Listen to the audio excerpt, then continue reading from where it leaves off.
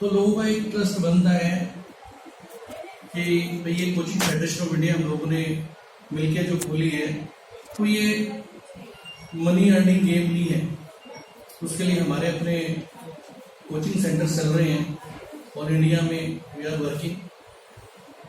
इसका पर्पज़ ये था कि जो एक रिकग्निशन नहीं मिल रही थी गवर्नमेंट से हम लोगों को कोचिंग को, आप जैसे सर ने बताया जितने भी एसोसिएशंस होते हैं तो उनकी वॉइस में अगर कोई किसी भी चीज़ का मामला है, जैसे अभी जीएसटी का मामला है, हम लोग बार बार इस पर कह रहे हैं कि भाई एजुकेशन में आपके बच्चे ही पढ़ते हैं, आप अगर अपने बच्चे को मेडिकल इंजीनियरिंग कोचिंग दिलाते हैं अराउंड 2 लाख रुपए फीस होती है, उस पर 18% जीएसटी लगता है, तो एक पेरेंट को 36,000 रुपये एक्स्ट्रा देने पड़ते हैं। उसके लिए लोगों ने बहुत सारे point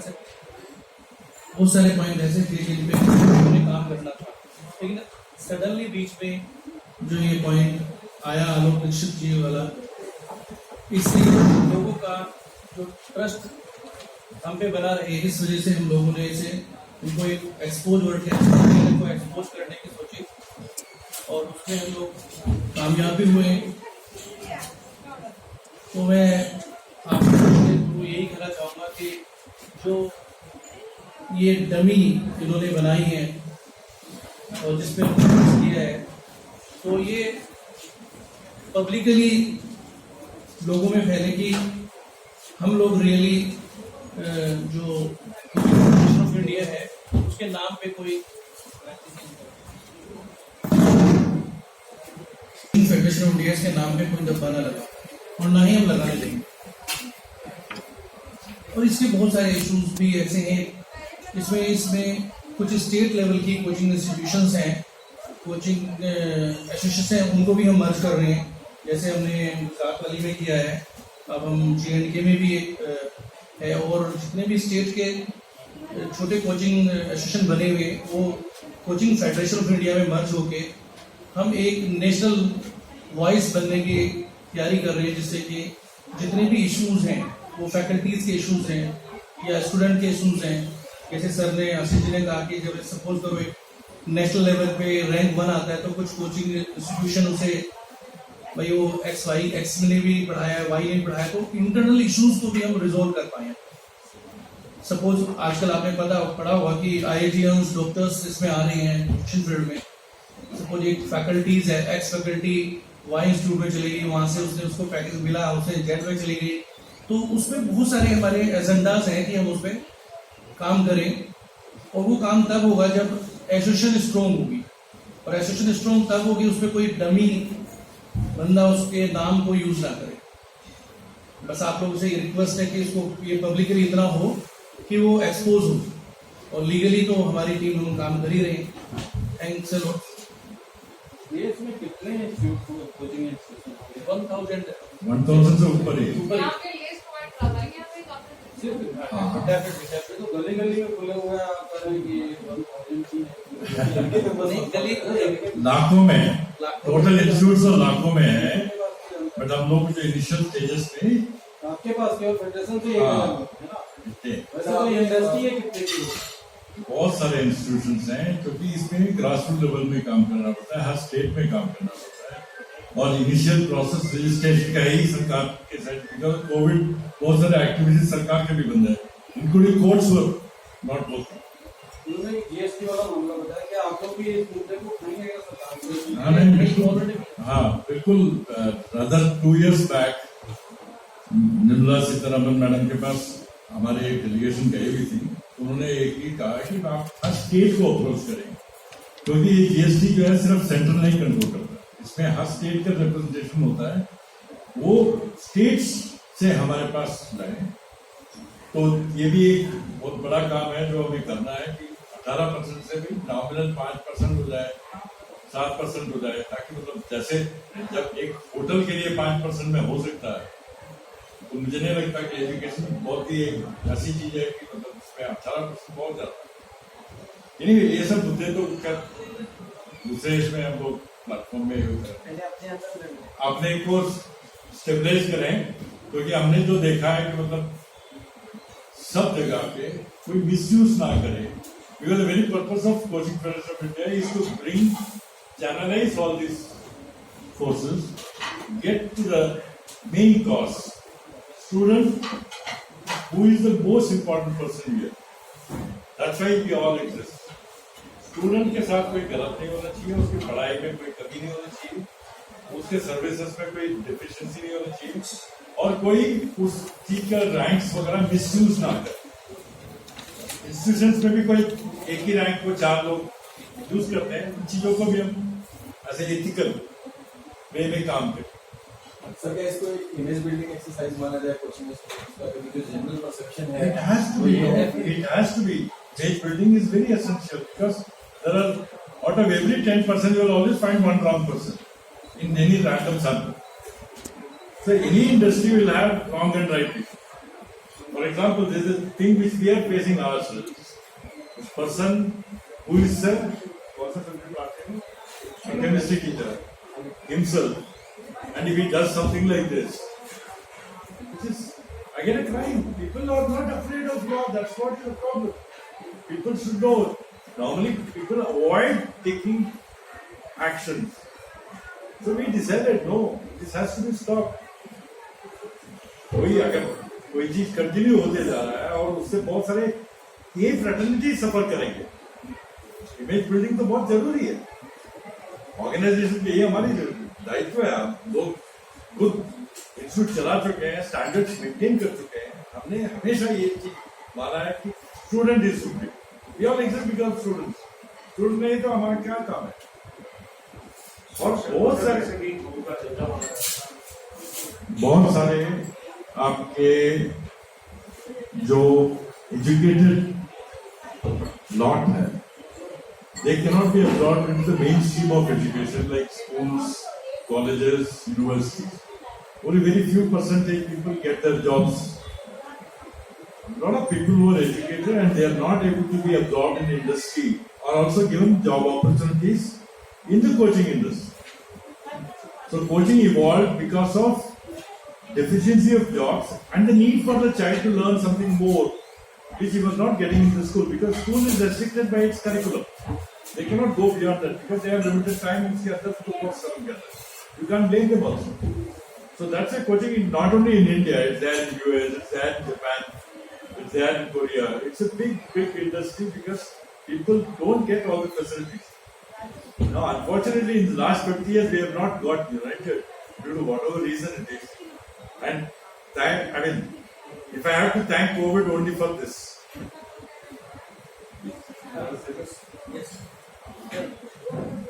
Just, I just want to introduce Vivek sir with me. He will brief about the what exactly CFI has done for last 1 year. अभी तक जो हम लोगों ने बनाया था उसका उद्देश्य क्या था, वो चीज़ अभी तक हम लोगों ने क्लियर नहीं कर पाया। बट पॉइंट वाइज की जैसे कोविड के टाइम पे हम लोगों ने कैसे लोगों की मदद की, फाइनेंशियली, जैसे किसी को ऑप्शंस देकर। So your mic, please make it closer. Coaching facility. So just want to introduce Vivek sir regarding for this. So he give just brief about what exactly CFI has done within last year. Vivek sir. Thank you Ashish ji. ठीक है sir, already जैसा हम discuss कर चुके हैं, coaching federation of India की formation Covid time में हुई थी, जिस टाइम पर कि कोचिंग इंस्टीट्यूट्स बंद थे, कोचिंग के टीचर्स जो हैं वो सफर कर रहे थे।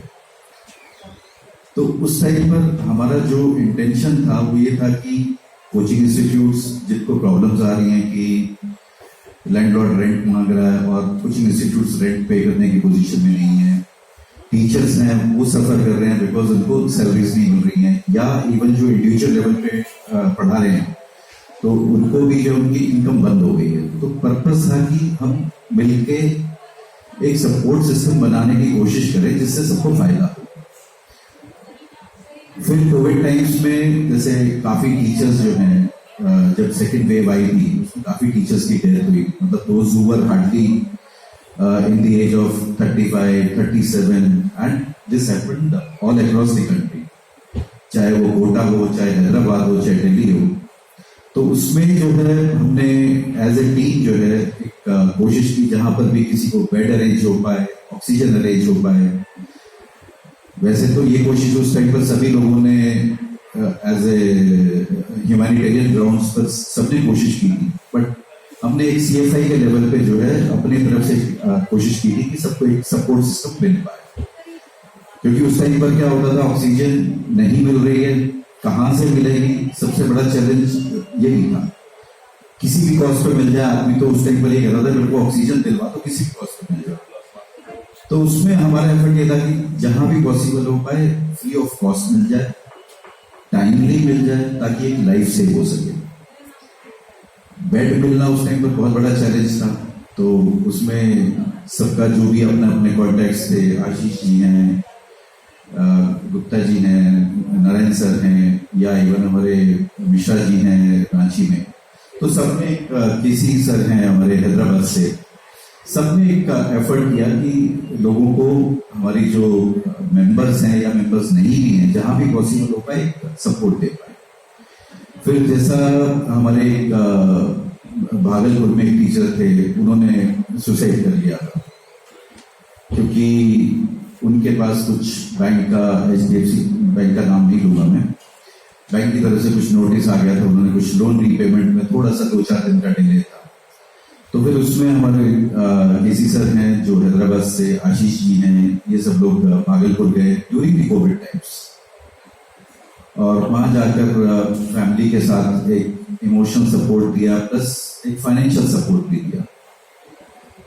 और वो फाइनेंशियल सपोर्ट भी जो है हमारे CFI के मेंबर्स ने खुद से कंट्रीब्यूट किया। किसी ने 1,000 रुपये कंट्रीब्यूट किया, किसी ने 2,000 किया, किसी ने 5,000 किया। तो उसमें जो है उस टाइम में शायद हमने उनको 3 लाख रुपए की फाइनेंशियल हेल्प दे पाए थे हम। प्लस उसमें फिर हम जब वहां गए थे तो हमने ये भी प्रॉमिस किया था कि बच्चों की जो एजुकेशन होगी उसके लिए हम सपोर्ट करेंगे, जो हम कर रहे हैं। तो ये सपोर्ट सिस्टम हमने उस टाइम पर देने की कोशिश की, और उसी टाइम पर जो है, मतलब उससे कुछ टाइम पहले जो पैरेलल एक CFI बनाई गई, जिसको मिस्टर आलोक दीक्षित ने फॉर्म किया, उस प्लेटफॉर्म को मतलब जिस सोशल पर्पस के लिए हम यूज कर सकते थे, जो अपनी एक कम्युनिटी की, अपनी फ्रेटर्निटी की एक हेल्प कर सकते थे, वो थोड़ा सा उसको गलत डायरेक्शन में ले गए। प्लस हमने जैसे हमारे फैकल्टीज को, टीचर्स को जो ऑफलाइन पढ़ाने के यूज टू हैं, उनको ऑनलाइन मीडियम कैसे यूज करना है, ऑनलाइन मीडियम में स्विच ओवर कैसे करना है, उसके लिए भी हमने कुछ ट्रेनिंग प्रोग्राम्स किए। कुछ एप्स हैं जो मतलब उनको एक ऐप का भी हमने एक सपोर्ट सिस्टम प्रोवाइड किया उस टाइम पर, ताकि वो ऐप के थ्रू जो है क्लासेस ले सकें, उसमें रिकॉर्डेड लेक्चर्स वगैरह दे सकें, अपनी जो भी स्टडी मटेरियल या वो जो एक होमवर्क टाइप है स्टूडेंट्स के लिए, उसको वो उस ऐप के थ्रू प्रोवाइड कर सकें। उसके बाद हमने एक इनिशिएटिव और लिया था, जिसमें हमने एक इंश्योरेंस कंपनी के साथ टाई अप किया था कि एक सब्सिडाइज, एक रीजनेबल कॉस्ट पर जो है सबको एक अच्छी इंश्योरेंस पॉलिसी जो है मिल सके। क्योंकि कोविड टाइम्स में जो कॉस्ट थी, हेल्थ केयर की कॉस्ट थी, मतलब आपको आइडिया होगा 8 से 10 लाख रुपए ऑन एन एवरेज लोगों के लग रहे थे, चाहे बेड मिल रहा था या नहीं मिल रहा था, लेकिन कॉस्ट वाज वेरी हाई, जो नॉर्मल लोग जो है उसको अफोर्ड नहीं कर पा रहे थे। तो उसके लिए फिर हमने फिर ये इंश्योरेंस कंपनी के साथ टाई अप किया था, ताकि लोग जो है रीजनेबल कॉस्ट पे इंश्योरेंस का बेनिफिट लेके एटलीस्ट आने वाले टाइम में उनकी जेब पर वो भारी ना पड़े। तो ये सब एक्टिविटीज हमने ड्यूरिंग दीज 1.5 years हमने की हैं।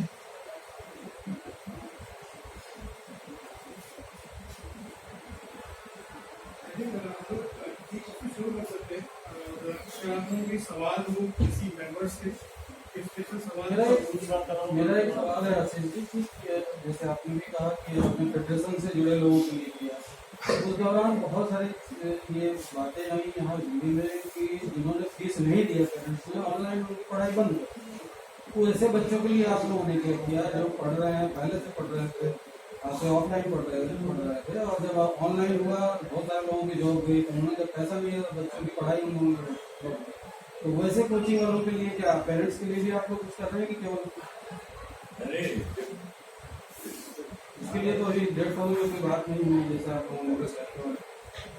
जो कोचिंग फेडरेशन ऑफ इंडिया का जो मेन मुद्दा है कि all stakeholders must be benefited out of this. अगर ऐसे कोई पर्टिकुलर इश्यूज हैं जहां देखिए हमारा कोई लीगल जुरिस्डिक्शन तो बनता नहीं है, ना मीडिएशन के राइट्स हैं, लीगल कोचिंग फेडरेशन में गया। Only thing is yes we can still talk them informally and please do not do this thing. और ऐसे ऐसे लोगों का मेंबरशिप में हटा ही सकते हैं और कोई हमारे पास राइट्स नहीं है। जो भी बॉडी बनती है तो उसके बायलॉज से we are all bound by it. We don't have legal rights, but we ensure that yes, if there is any legal support required, we can always help with our legal team who can solve the problem. देखिए कई बार लोगों को पता भी नहीं रहता कि हम गलती कर रहे हैं। कानून का हमारे साथ जो सबसे बड़ा प्रॉब्लम क्या है इंडिया में कि people are not aware about all the laws. जो बेसिक कॉमन लॉस भी नहीं पता, तो गलतियां ऐसी क्योंकि ये अजी क्योंकि ये जो इन्होंने भी कहा और ये coaching federation of India education पे ये धक्का लग ही चुका है कि केवल वो पैसा उधारी करते हैं। कल तो सुप्रीम कोर्ट ने भी नीट वाले मामले में कही दिया है कि एजुकेशन जो है केवल ये धंधा होगा। तो अब ये जो एक धब्बा है जब आप फेडरेशन बन गया है, अभी पहली बार बना है, इतना बड़ा नहीं ये सब इश्यूज को तो हम देखेंगे, करना पड़ेगा ना। नहीं बिल्कुल खत्म करेंगे। और बल्कि एथिक्स हमारे जो सबसे पहला रूल है जो मेंबरशिप का ड्राइव अभी शुरू करेंगे, क्योंकि अभी तो कोविड के मामले में वैसे हमने कुछ कोई ऐसा कोई जो भी इम्प्रॉम्प्टू ज्वाइन किया, ठीक। अब जो है ना एक एग्रीमेंट एथिक्स का बना रहे ताकि सब लोग एक बेसिक एथिक्स मेंटेन करें। Rather, Mr. Basketball, one of our joint body, he looks after ethics. What are the ethical factors that has to be implemented? Because उसमें बच्चों का भी मुद्दा है। बिल्कुल right. So when you're And talking, maybe कोई doesn't want this. हाँ जी बताइए। so when you're talking about Alok Dikshit, हाँ जी। I was reading your release. So he was your member of this coaching federation. Yes, yes. So the issue is like between the member there is a fight, and now you're taking it to the public because the federation, coaching federation, what we understand, like how many members you are having, suppose, are they all the institutes across India? Is it a pan-India It is organization? spread across India. So Yes. this fight, since you brought it out to the media now, so what support you think against media? And this is illegal, you said your legal team is doing. And any coaching wala, you must be coaching walas. So coaching wala will not, why should Alok Dikshit means, destroy your image?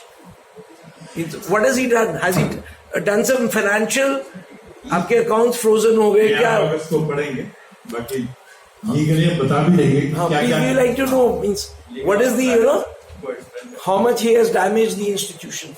No, see, the very fact that he was a part of Coaching Federation of India in the very beginning, and then he went away taking our name, like Coaching Federation of India's name, and he established a parallel organization in the same name. So this amounts to passing off. It's an infringement of my name. But you said, sir, when he has a put some other pen in between the logos, it's not the same logo, na? No, it is not just about the logo. He uses the same name, Coaching Federation of India. Now tomorrow, somebody who comes up with another car, manufactures a car in India and calls it a Nissan car, the Japanese Nissan can always sue that person in India. So it's the same thing. Coaching Federation of India was their organization. They started it. They were the one who conceived the idea of Coaching Federation of India. They started it. They registered it. His Coaching Federation of India is a matter of passing off. He just uses the name of Coaching Federation of India for his own personal gains. This happened after the registration or before registration he used it? They were You can after their registration, they have a tag registration. Before the registration, तो activities तो passing off तो कर ही रहा. So we For have the evidence for that. in the intellectual property law, for the matters of passing off, your mark need not be registered. It should be in use continuously. So in use continuously has been there. It is in their favor because they have been using it for quite some time. And it was he who joined Coaching Federation of India, the original Coaching Federation of India. उसके बाद अगर आप बाहर जाके फिर coaching federation of India का mark use करते हो या कोचिंग फेडरेशन ऑफ इंडिया का नाम यूज करते हो, तो you are actually passing of the mark और passing of the name of the original one which you are part of earlier. So यहाँ पे coaching federation of India, real coaching federation of India का जो allegation है वो ये है कि आप हमारा नाम यूज कर रहे हो because we are the ones who are the original and the first users of this name, and by using that name which actually belongs to us, you are trying to show that you are the original Coaching Federation of India. Or after that there have been some financial transactions that have taken place which sir is aware of, and और भी बहुत सारी activities हैं जो हमारे I'm just what I understand, if anybody is misusing, misrepresenting you, so you have to publish a notice in the newspaper. Yes. Right? So have you done that? Then your bankers, with Coaching Federation, he's trying to get money into his CFI. So your office, your registered office, you got a CIN number. So there should not be any issue. Means the legal notice has been sent. Means I don't understand there should be any issue except your legal guys are there. So they should, right? Yeah. We have more, I think Mrityunjay sir will tell, they have more than 1,000 members.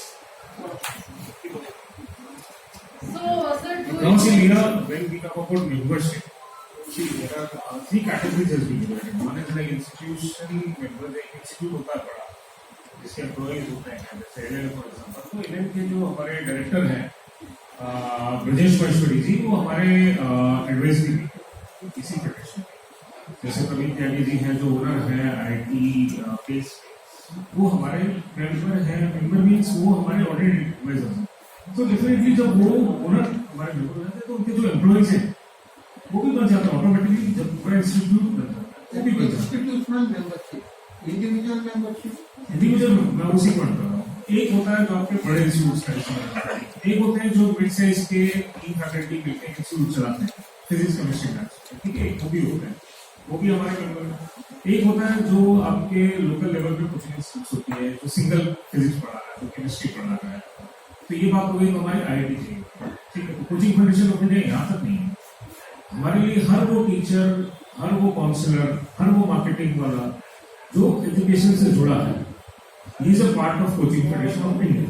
क्योंकि coaching से related, teaching से related जो भी, मैं यहाँ पे school की बात नहीं कर रहा हूँ, स्कूल टीचर भी बन सकते हैं, स्कूल टीचर भी बन सकते हैं, ठीक है. टोटल स्ट्रेंथ अभी हमारे पास में जो है 50,000 प्लस पूरे इंडिया में. उसके अंदर आपके सारे एम्प्लॉइज भी आ जाते हैं, उसके अंदर आपके इंडिविजुअल टीचर्स वो भी आ जाते हैं, और दिस इज ग्रोइंग ऑन. क्योंकि लास्ट ईयर से स्टार्ट हुआ है, इसके बाद से ये भी सब बढ़ता जा रहा है.